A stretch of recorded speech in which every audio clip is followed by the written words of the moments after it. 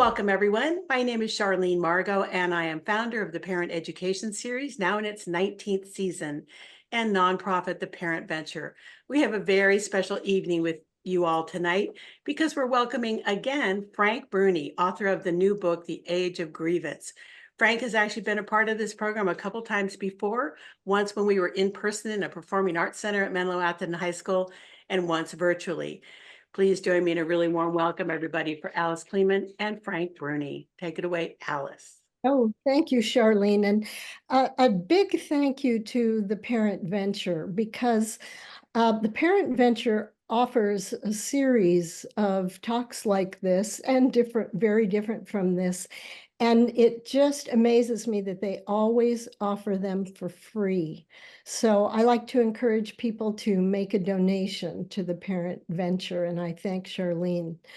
I met Frank Bruni when he was writing his book about college admission called Where You Go Is Not Who You'll Be. And I cannot tell you how many hands I have put that book into, parents and students.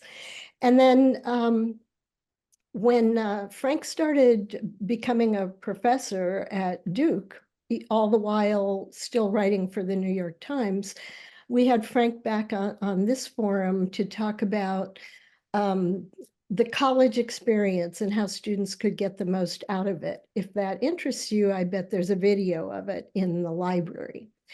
And Frank's new book covers the grievance culture from the global to the personal. And tonight we thought we would explore that grievance culture from the perspective of some of the most common areas of concern for this particular audience, which relate to families, teens, even college admissions. So I will be asking Frank some questions, and it will be a real treat for you all to hear their answers. Frank, here's where I kind of want to start because the Parent Venture, there are a lot of parents in our audience. If parents hope to bring up children who are less prone to grievance, and by that I mean who are less likely to see everything in their lives as a zero-sum game or as grounds for complaint, what are some of the personal qualities that parents could encourage in their kids to avoid that grievance trap? And if there are parents who want to develop those more positive qualities, do you have some specific strategies for parents who hope to take this tack? Well, first of all, thanks for having me, and thank you for the questions. It's always a pleasure to see you, Alice, and you've been such a positive impact on me, and I know you're a positive impact on everyone whom you cross paths with and touch. So I just want to thank you for what you do for the world, and I'm privileged to know you. Um, you know, I would start by saying this, which is I know so many parents who realize, okay, the way I eat is something that regardless, I can tell my child a million things, but they're going to emulate and model what they see, or they're going to assume that something is permissible if they see me doing it. The amount I drink around my children, how much I exercise, the way I kind of interact with the store clerk and the etiquette I use. Parents seem to understand that all of that matters not just in and of itself, but it matters because children invariably model themselves after and take cues from their parents. So I would say, I think parents in when it comes to grievances and the way in which we as a country, we as Americans have become ever more mired in them, have become ever more fixated on engaging with the world with these questions of how am I being wronged? What am I being deprived that someone else has? What am I owed and who owes it to me and how angry should I be? If you are having those conversations around and in earshot of your children, that's like eating 2 pints of ice cream in front of them. They're going to take the same cue. They're going to say, okay, that's normal, permissible, even respectable behavior. So you want to be the kind of person you're trying to raise your child to be. And going back to that conversation, what I write about in the book, the reason I wrote the book is it has become so clear to me over the last decade in particular, but I think it's been building for a couple of decades, that we increasingly, to use a phrase you very wisely and correctly used a moment ago, we increasingly talk about our lives and approach our political engagement as if everything is a zero-sum game. If somebody else is getting something, it means I'm not getting it, and on and on. And I think that we need to challenge that thinking, not just in the adults around us, but in the children. That we're rearing, whether you're the parent rearing them, whether you're an uncle like I am, whether you're just kind of someone interacting with children. I think the questions you ask them about what's going on in school should not be predicated on, like, are you getting your fair share? Are you getting your due? Now, there are questions regarding kind of opportunity and racial justice, and treating everybody with the same dignity and respect that do need to be asked. But I think there's a difference between that and a kind of conversation and a kind of vocabulary that is all about, am I getting what I'm owed? Am I getting what I'm due?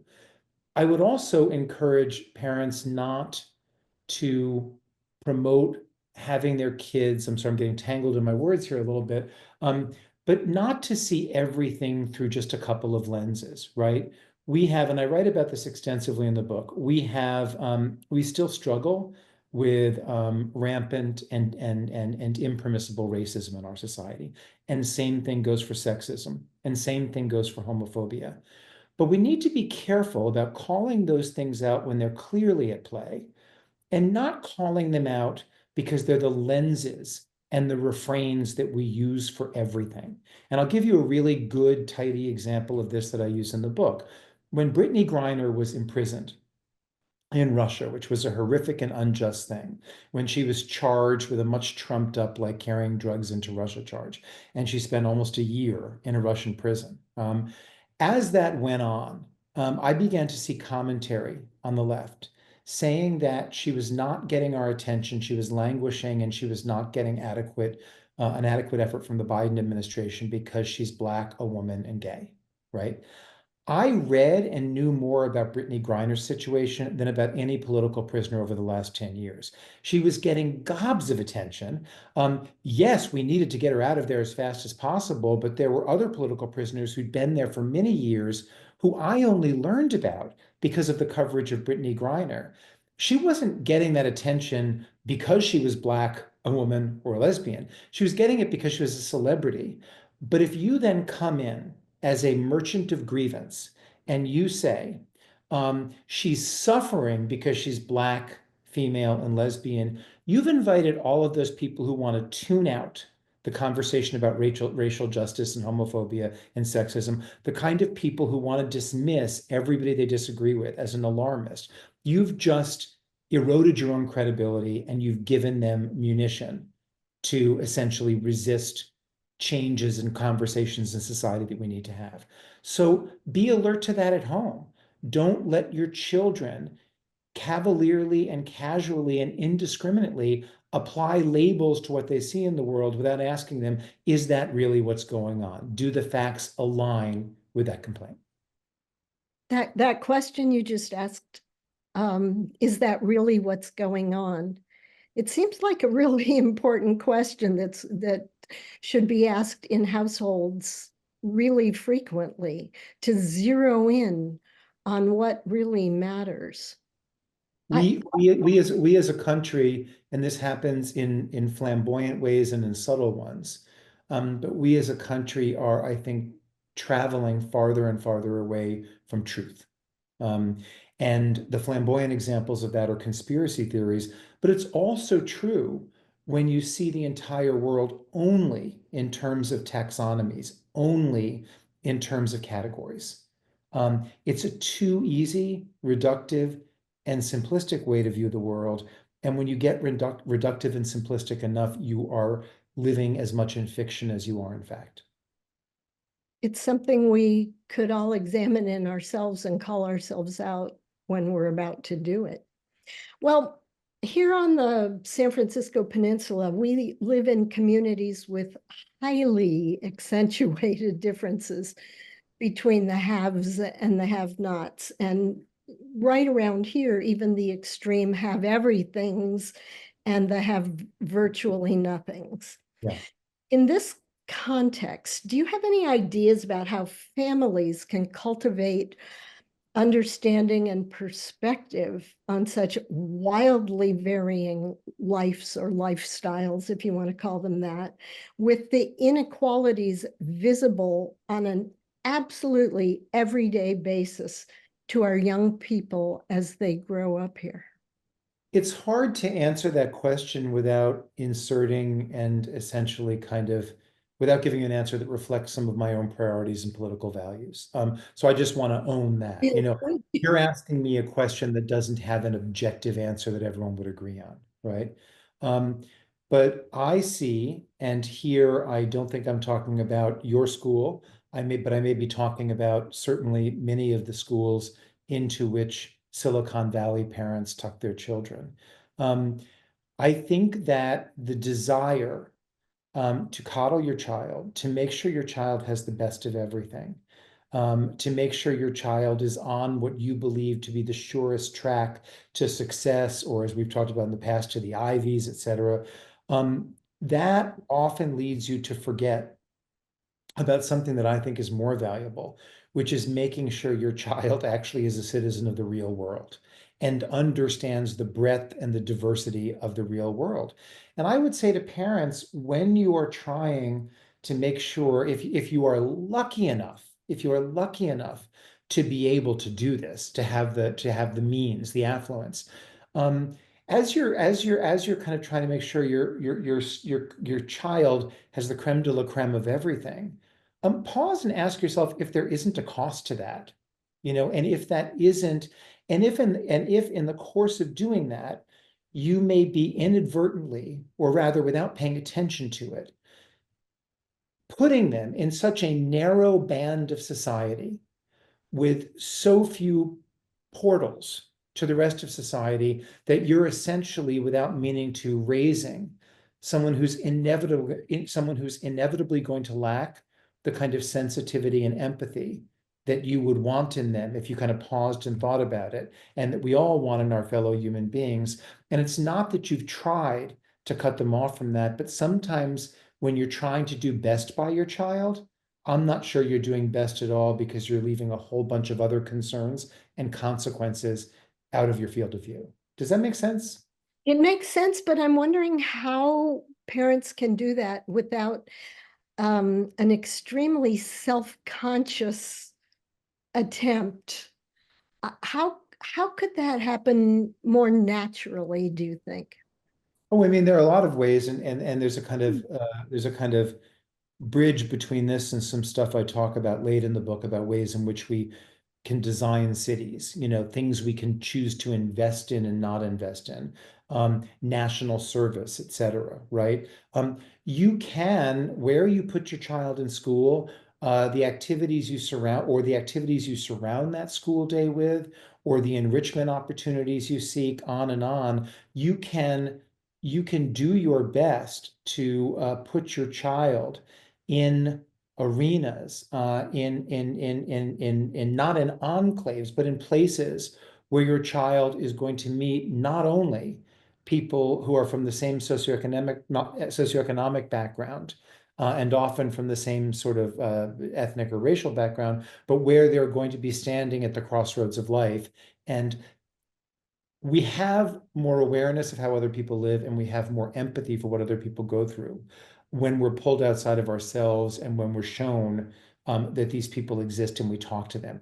We have trouble caricaturing people we disagree with politically, for example, if we actually get into real conversations with them. So, I mean, I think every choice you make, from the neighborhood you live in, the school you put your child in, the activities they do surrounding school, all of those are opportunities to choose something that I think kind of creates an aware, empathetic, and not blinded by privileged child, versus one who is blinded by the fortunate circumstances of their life.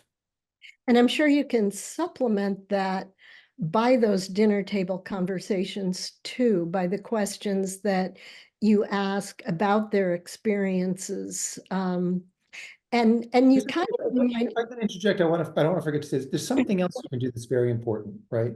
And I don't want to forget to say this.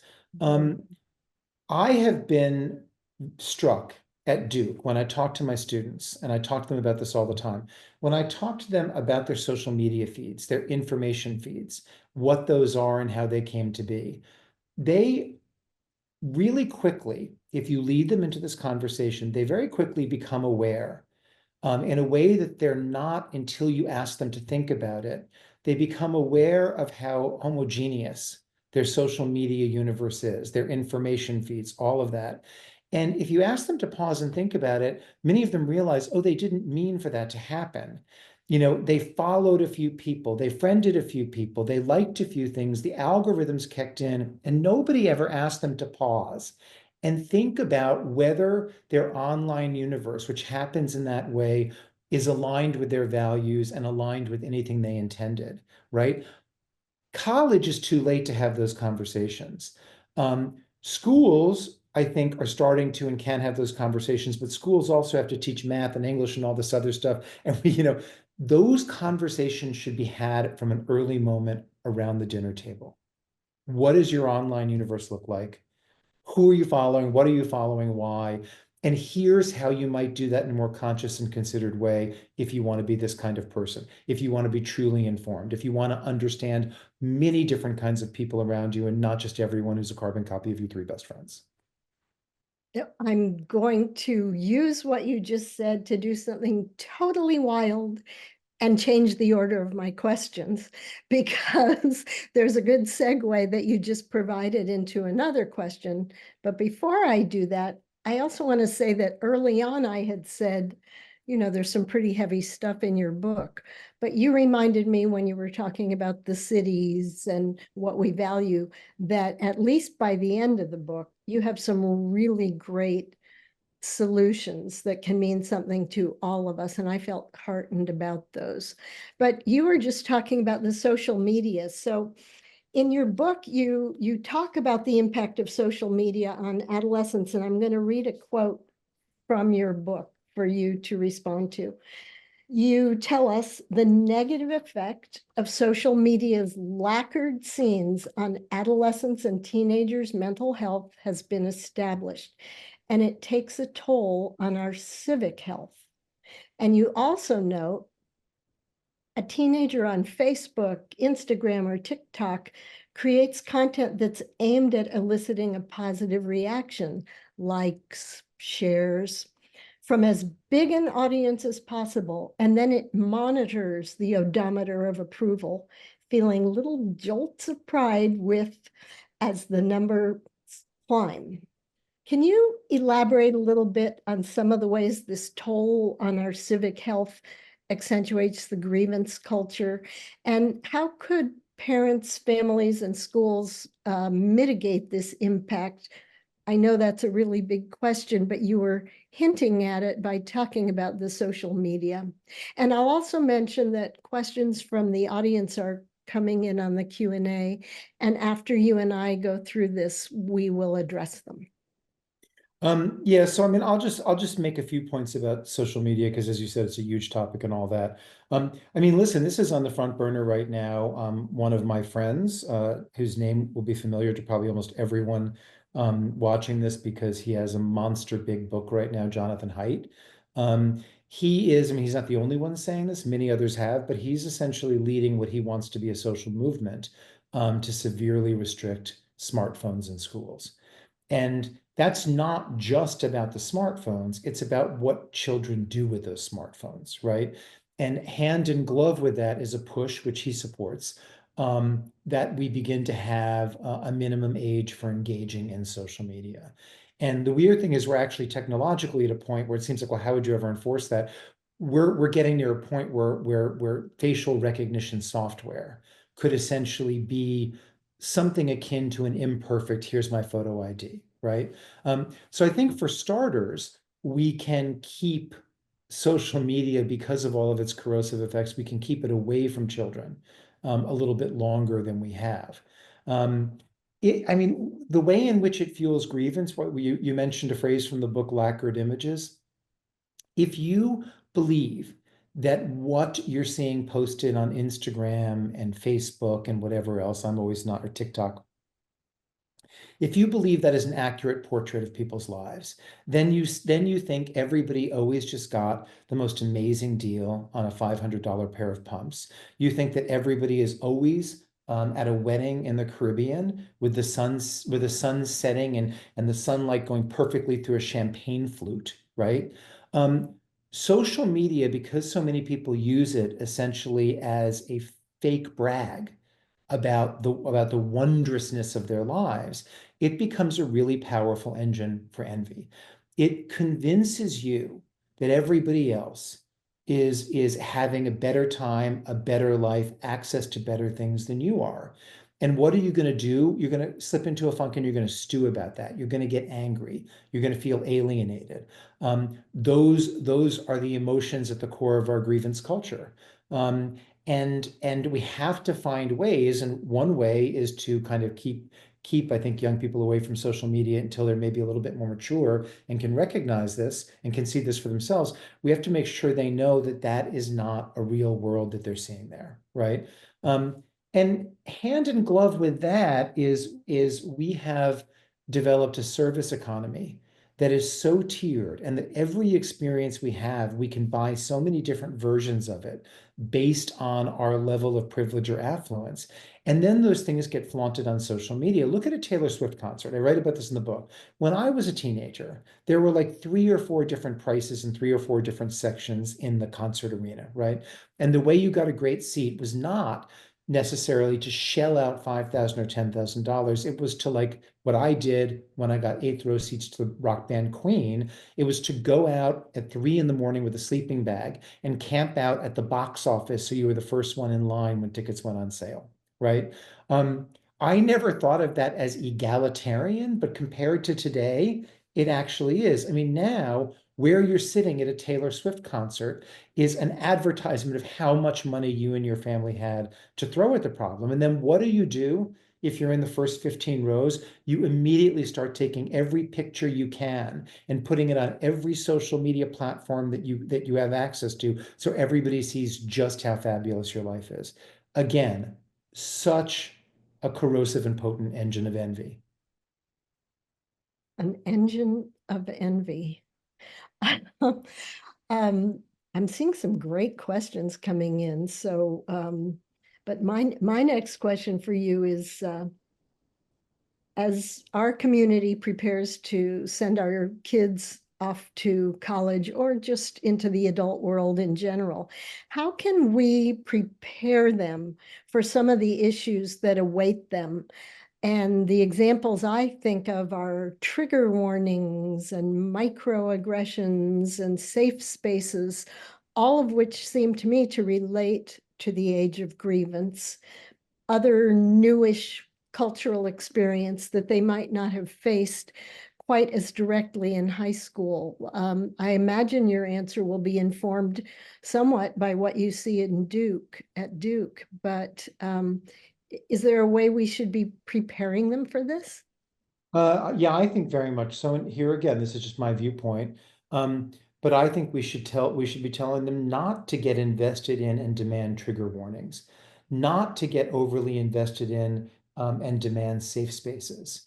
To think twice about whether it makes a lot of sense to spend an inordinate amount of time in an affinity group, which is in and of itself segregating, right?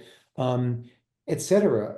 Trigger warnings, safe spaces, that sort of thing, those tell young people that we can sanitize the world and make it entirely safe for them. It also tells them if you are being triggered, if you feel that your space is unsafe, you have been wronged, and you should stew about it. There's a fine line between standing up for your rights, between being treated with dignity, all of that important, and going around looking for offense and being primed to take offense and then to kind of shout about it as loudly as possible. And there are aspects of university life currently that essentially kind of give young people the signal that they should be on constant patrol for offense, and that when they feel the first stab of discomfort, or when something happens that might be disrespectful to them, they should go to DEFCON 1.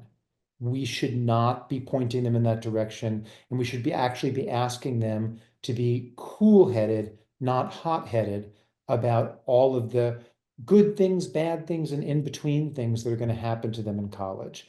And we're sending we're sending a different kind of message that I think kind of sets up things to happen that wouldn't otherwise happen necessarily, in terms of these very loud, constant complaints, in terms of shouting down speakers rather than realizing you can exercise your right not to go hear them, and that free speech is a value we should not abandon without a great deal of trepidation and thought, and on and on. But I think often we send, I have found, and first of all, we're also talking not about the most hypersensitive students, um, the ones who end up on social media in some viral video where they kind of look out of their minds, tiny minority. And the media does a disservice in blowing those up. And you all probably know this much better than I do. Tiny minority at Duke. But I've also found at Duke, and this is the kind of conversation that parents should have with their children as they go off to college. I found at Duke that if you kind of explain to students why it's important that they hear from people with different perspectives. If you present that to them not as some like powder keg that could explode, but as just something that is well within the mainstream of learning and education, if you kind of do it in a calm and reasonable way and make clear you're like kind of calling them to be their best selves, you don't tend to have the kind of really upsetting behavior that we then end up kind of seeing in news stories and wondering, wow, where did these young people come from? That reflects some of my own experience because I am in touch with some high school grads that I knew in high school who are now in college, and they are just begging for those opportunities to have those discussions in a less inflamed atmosphere. They realize I am in college with a whole lot of people who are not just like me. I want to talk to them. I want to get to know them. And sometimes there actually are some obstacles to that. But I think your point is really important that we're talking about a very small number of people with these Yeah, I issues. mean, there were all those news headlines and stories and endless footage on CNN and MSNBC of the encampments protesting what was going on in Gaza and all of that, and how out of control those sometimes got, and how vitriolic some of the back and forth between the people protesting the encampments and the people in the encampments protesting something else. Sliver of the college population, a tiny sliver. Most students in college, and I'm not saying this is a compliment, but most of them are concentrating on like using those 4 years to get good grades, to set themselves up for a job, to get into grad school, whatever. Like they want to make a living and they want to be launched into the world in a way so they can take care of themselves. 95% of them are not out there finding battles to pick and pitching tents in the courtyard. That's actually what I'm hearing too from my small sample. You quote a psychology professor in your book as saying, for America to work, you have to have optimism. Can you narrow down her generalization to the way optimism could help a community like ours, for example, find its way away from grievance? What are some of the specific ways a community like ours, by which I mean parents, students, teachers, counselors, community members, could bring optimism to bear to help us veer away from grievance? Well, I mean, it's kind of really basic. Like if you spend all of your time talking about the problems in the world, if you spend all of your time doing the conversational equivalent of a neologism that I really like, doom scrolling. You know, doom scrolling is? You heard that, Alice? Or okay. So I mean, we have conversations that are essentially doom scrolling. When everything is framed that way, when everything is framed as here are all the problems we need to solve, here are all the ways in which our country or our community falls short. If the conversation becomes lopsided, you're basically you're telling them, here's how angry you should feel, and here are all the things you should feel angry about. That needs to be balanced and measured with a recognition of what is going well and what we should be grateful for. Because if you're trying to tamp down anger so that it doesn't become so indiscriminate, so pervasive, and so profound, that it becomes the defining emotion, and the defining kind of vibe of our lives, you have to kind of balance that with encouragement, optimism, etc. One of the reasons we live in an age of such rampant and indiscriminate and damaging grievance is because America over the last 25 years, and this is supported by surveys, etc., we've gone from a nation that was fundamentally optimistic to one that's fundamentally pessimistic. 30, 40 years ago, you did a survey, you said you expect your children to have a better life than you had. It was reliable that more than 50% of Americans would say yes. Now it's very frequently, most frequently under 50%. When you ask people, are we on the right track or the wrong track as a country? For the last 20 years, Gallup asks that question 4 times a year, right? And they keep track of it historically. Since 2004, they've never had 50% or more of Americans say they think the country's going in the right direction. Before 2004, that if you looked at the graph, it went like this, it went like this. There were some moments when people said 65% said things are going well. Now it's always under 50, it's usually under 40, and it's very frequently under 25, right?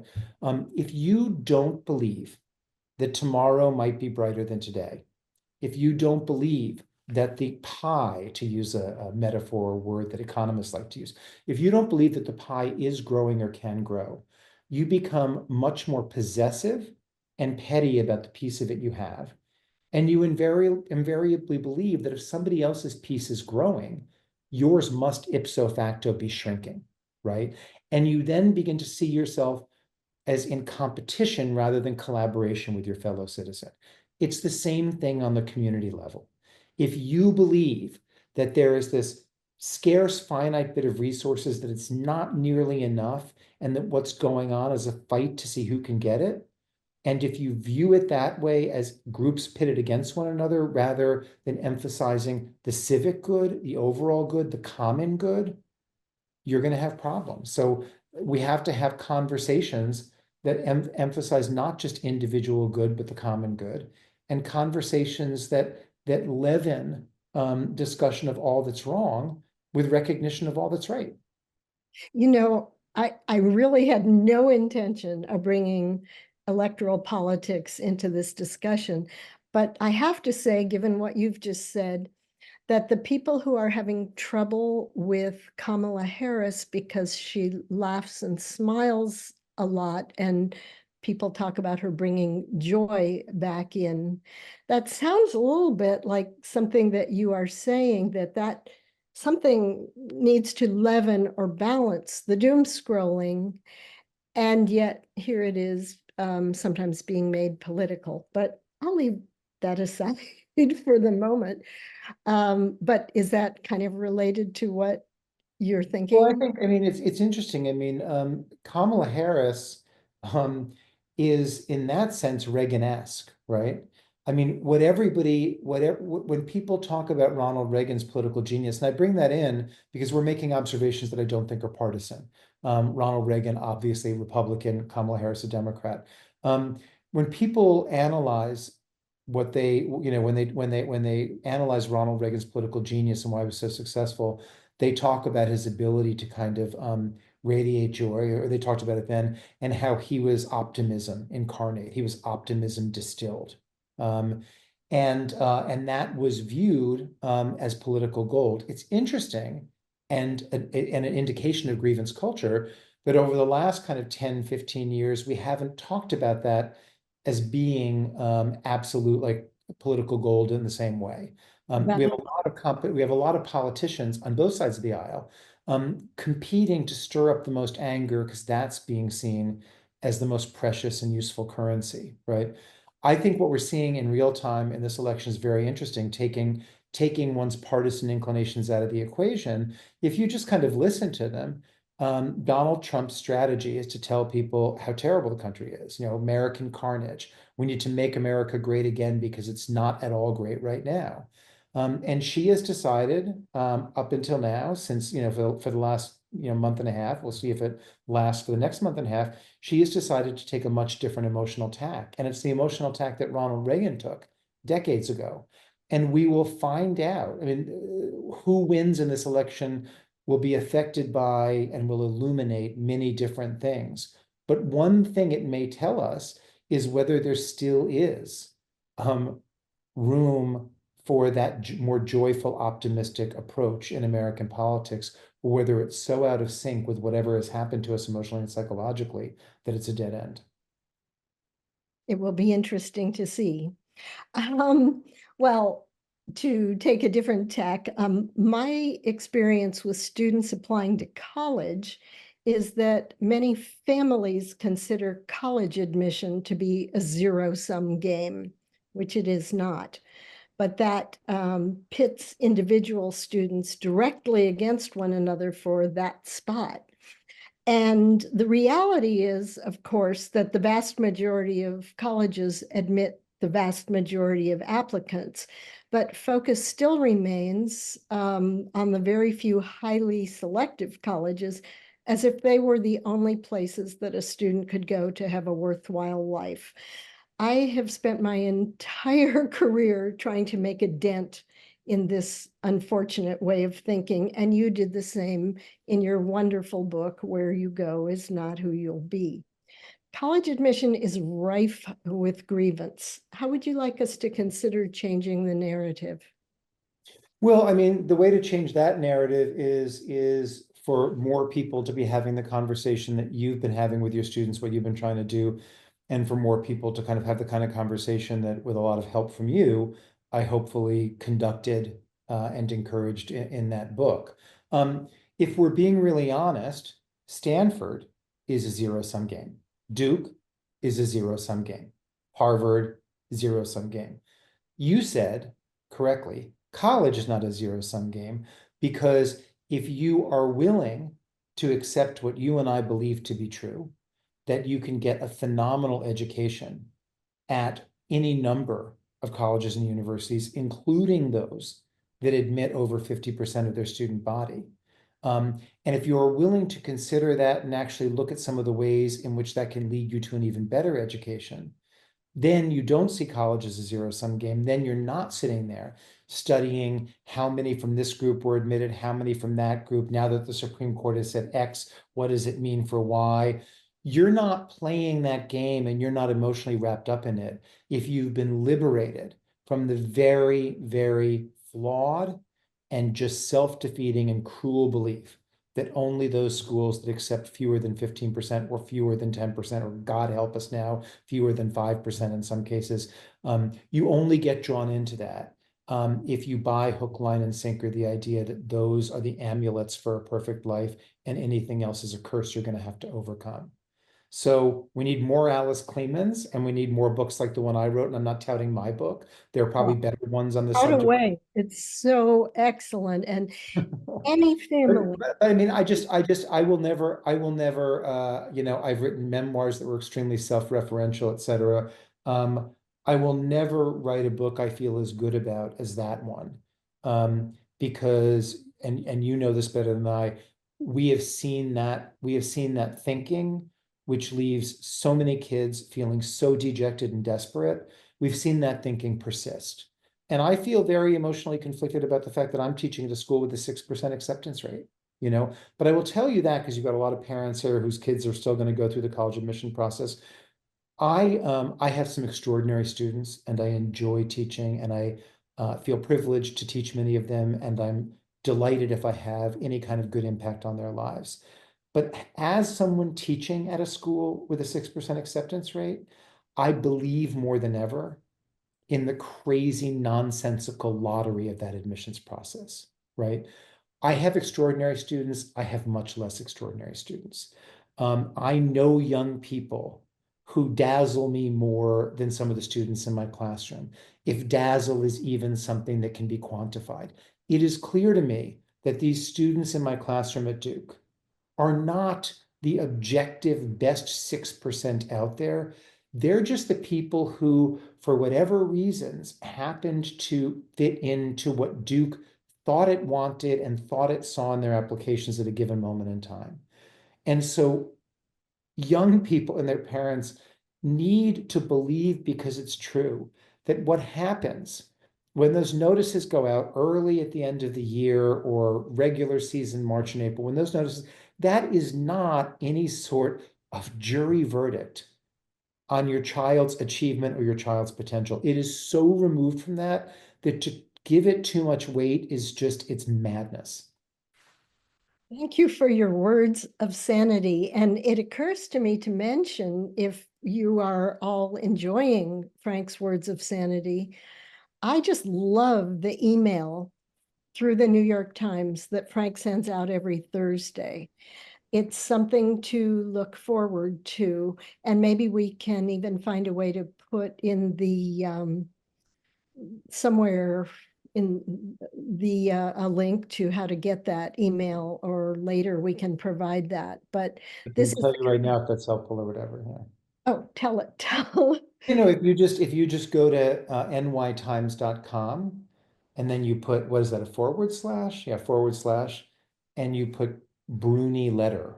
Okay, It you're brings you, it going to brings love it, it brings you to the sign up page. The problem is they put it behind a paywall, so you have to be a Times subscriber to get the newsletters. So Okay, I didn't even know that. I share them widely. Um, those were my questions, and I have some great questions here to ask you from the people who have been listening to us. And the first one is, can you describe what it means, maybe with some examples, to have a child who is a, quote, real citizen of the world? Because that was a phrase you mentioned. yeah, obviously that's a subjective, my answer to that will be subjective, because real citizen of the world is a term that you can just see in the very phrasing of it, that's obviously going to be different. To me, a real citizen of the world is someone who understands how many people live and think and worship and etc. in different ways, um, and does not believe the world uh, is a neat and tidy extrapolation from their community, their family, everything what they've seen in a life that invariably every individual life has very kind of cinched parameters.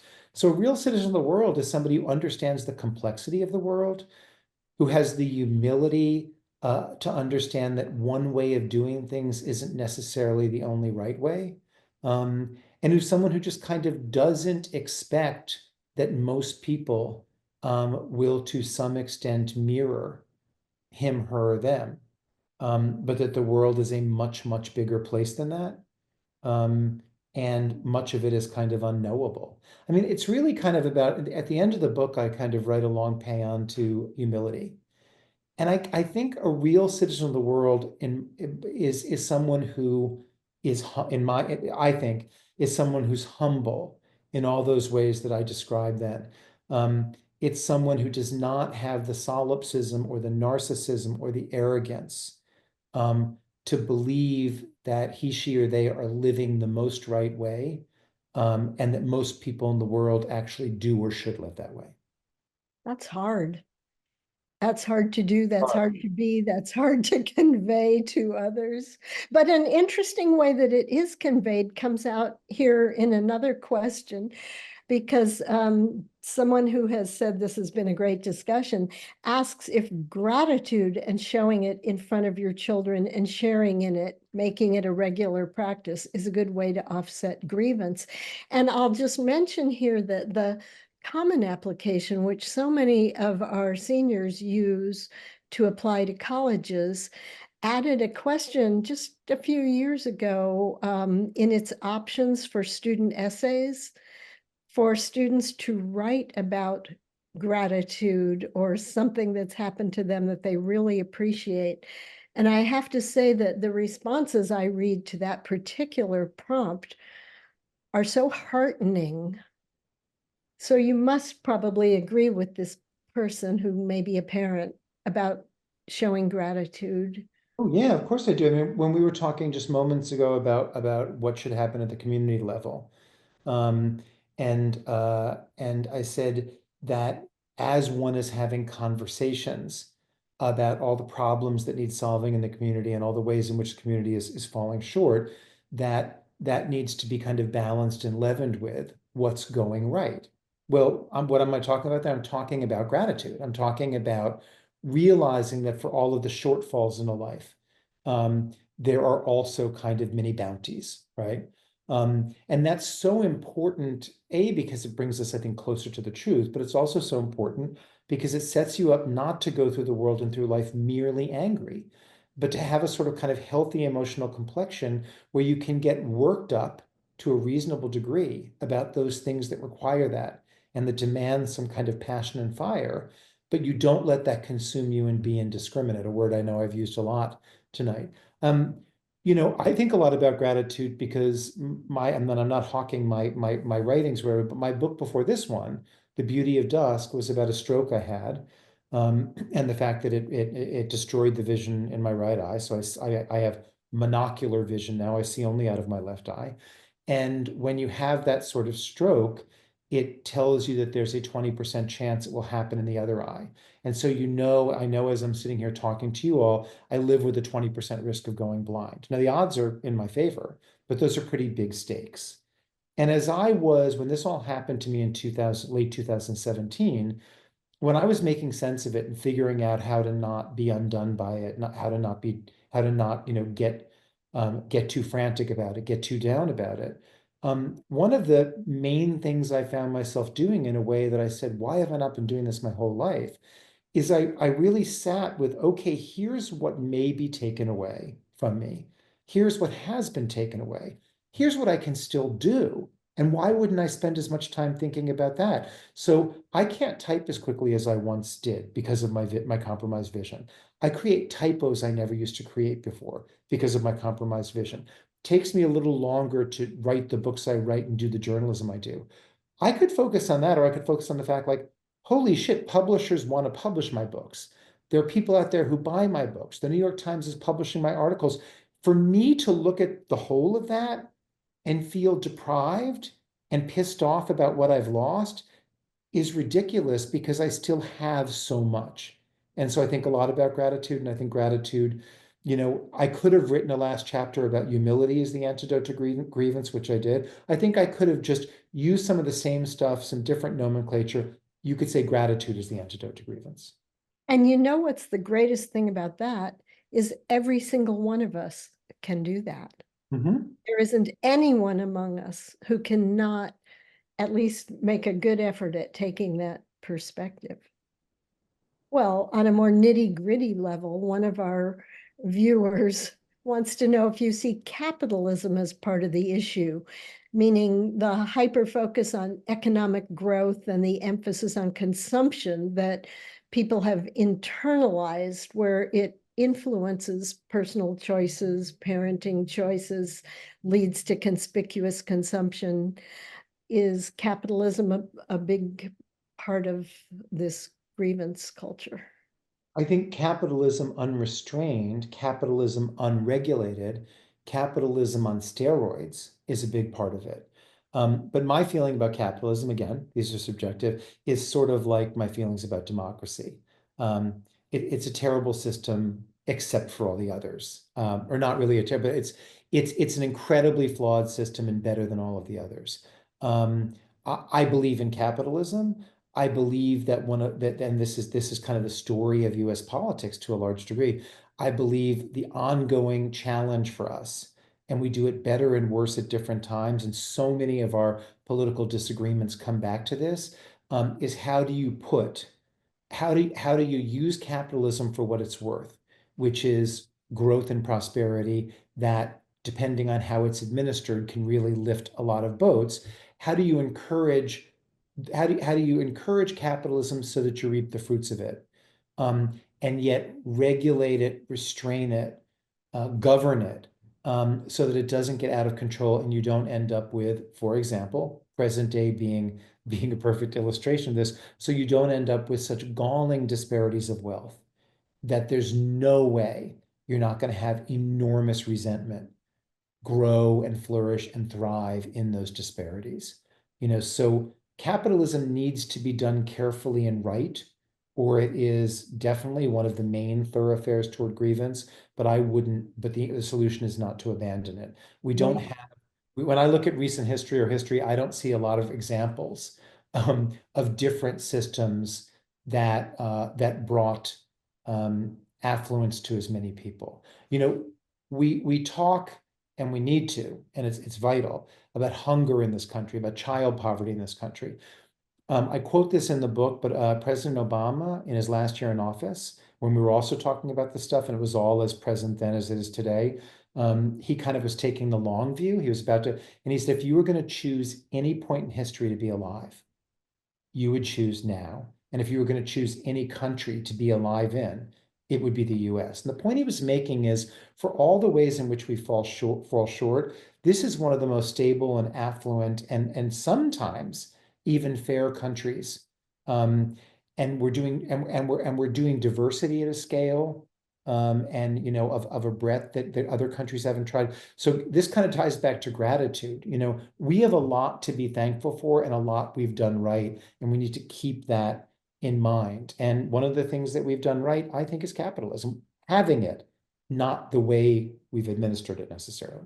Are there people, this may seem like sort of an ignorant question because I'm no economist, but are there people who see capitalism as a zero-sum game? And is it? I don't think you can generalize. I mean, the most ardent capitalists would say no, quite the opposite. The most ardent capitalists, as a matter of ideology, would say no. The whole glory of capitalism is the sky's the limit. So it really depends on the person and what they're looking at, and what the evidence before them is at a moment in time, because things like wealth disparity, et cetera, those change all the time. I'm going to sneak in one last question because there are so many interesting ones, but we don't have the whole night. Can you talk about spiritual values and morals missing from people's lives today? Well, I mean, the main spiritual value, and I'm not a religious person in the sense that I don't affiliate with any particular religion. I'm not someone who goes to church. Um, it's interesting. I found myself after this book came out doing a number of interviews with religious publications, which found their way to me. We weren't soliciting them. In fact, I did the long podcast of Christianity Today, and they found their way to me, and they did because they kind of made the observation, I think very true, that when I talk about caring as much about civic health as as as about as about personal wellness, or what are the phrases we use, like personal care, right? Self-care. Self-care is a hyphenate that didn't exist 20 years ago. When I talk about we need to care as much about civic health as self-care, we need to care as much about the community's health as about our individual circumstances, and that those things are actually entwined and not separable. A lot of religious people have said you're talking about the fundamental principles of religion. And I've also made the observation that too few of us belong to organizations, to communities, to causes that are bigger than ourselves, right? And that's what religion at its best is about. But religion is like capitalism. Like when you get the best version of it, or when you get it in its kind of ideal, the paragon of it, it's great, but it goes off the rails all the time, right? And we've seen that in religion. I'm not one of these Christopher Hitchens types. His famous book was God is Not Good, and he goes all the way to atheism. That's not me at all. I have some worries about the way some organized religions have wielded their power. But I do think at its best, religion is something that says to you, you belong to something bigger than yourself. You're a small piece of a big thing. There's no kind of extracting yourself from it or it from you. And you need to be conscious of that. To me, that's where spirituality isn't. That spirituality to me is important, and that spirituality is a hedge against grievance. What a wonderful note for us to end on. And I'll just say to the person in our audience who asked, can you further describe grievance culture or what the Age of Grievance means? There's a book, and the book is wonderful. Frank, thank you so much for talking with us tonight. I love the way you think and the way you share your thoughts. And we'll go back to Charlene, who probably has a closing word or two. Thank you, Alice. Oh, Frank and Alice, this was such a treat to listen to the two of you. I like nothing better than being a part of a conversation that makes you think and makes you reflect. Look at all those hearts. This is technology at its best. And you've done both tonight. Alice, masterful questions. Frank, incredible answers. You know, we all want to be part of a citizenry, right? We had the author last week of How to Raise a Citizen. It's important. It's really important. So everybody, this is an amazing book. It has both style and content. Frank is an amazing writer, but this one really will get you thinking, and we need to do these things to raise more compassionate, better adjusted children. And it's why we try to form this community through the Parent Venture. So thank you everybody for being with us. Huge thanks to you, Frank Bruni, for the time tonight. And Alice Kleeman, always brilliant. We really appreciate you both. Take care, everybody. I'm going to end the session, but a Zoom survey will pop up. I hope you'll take 30 seconds to answer 4 quick questions. Take care, everybody. Hope to see you again soon. Good night. Thank you, Charlene. Thank you.